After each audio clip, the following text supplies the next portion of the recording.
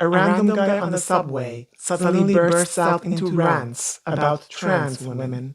Passengers try not to make eye contact, yet he keeps going. His face turns red, the veins on his neck pop, and his eyes turn erratic as he belts out nonsense about us. While this is an extreme example, it isn't that far off from how some individuals get trigger obsessed about trans people, pouring vast amount of energy into fussing and rumbling about us. Trans people make up less than 0.3% of the world's population. That is about less than 3 people out of every 1,000 people you'd meet on average. Furthermore, trans girls would only make up a fraction of that 0.3% pie. We are not plenty. So why would some make it their aim to stick their noses so far up our business? It's not like we have anything to do with them or their lives. There are reasons, my friends, why some get into an unhealthy cycle of obsession about trans people. Strap in. Let's do a deep dive. I can almost guarantee that a big chunk of people who vehemently object against trans girls have a reservoir of trans prawn tucked away somewhere on their hard drives and regularly fantasize about us in secret.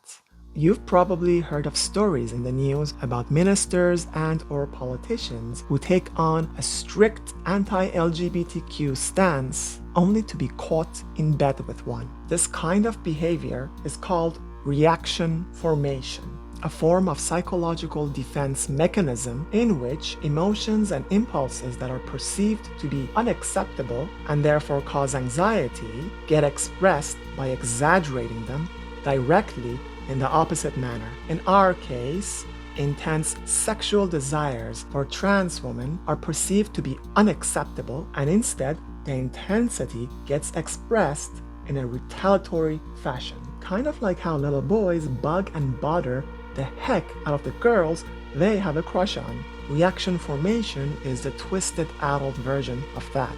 Through consistently protesting against us, these individuals still get to be tethered to us in their minds. This is the warped solution that their psyche has come up with. So next time you see a person go off the handle passionately talking smack about trans people, chances are that they are aroused by us and have overwhelming anxiety about it. A husband gets scolded at work by his boss only to come home and take it all out on his wife and child. This is called displacement, yet another psychological defense mechanism. It happens when built-up aggression gets redirected at a safer target. Unfortunately, for a toxic few, trans people can be that safer target.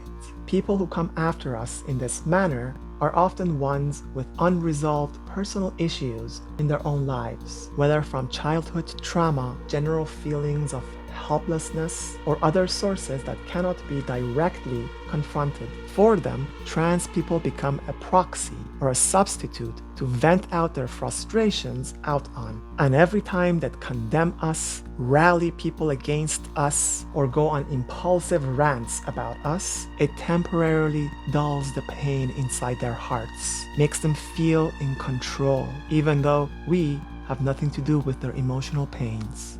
Typically, defense mechanisms work on a subconscious level, meaning that the person themselves might not be aware of why they have such strong fixations against us and would likely fight tooth and nail from deconstructing it any further.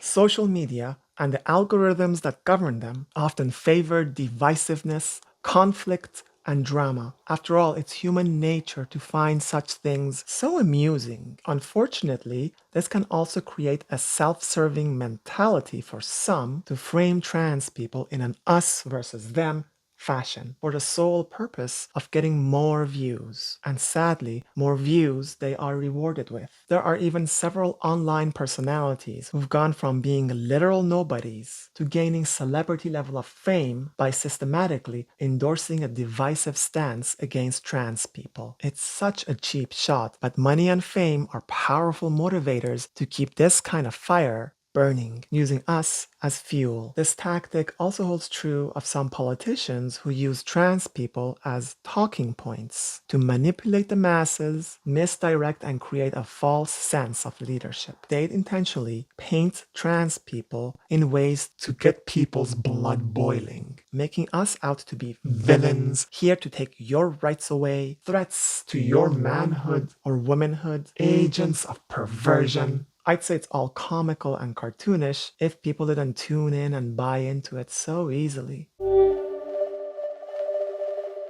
Learned behavior is generally modeled from the world one is brought up in, attributes and perspectives that are perhaps passed down from one's parents or learned from one's social environments or the people one hangs out with.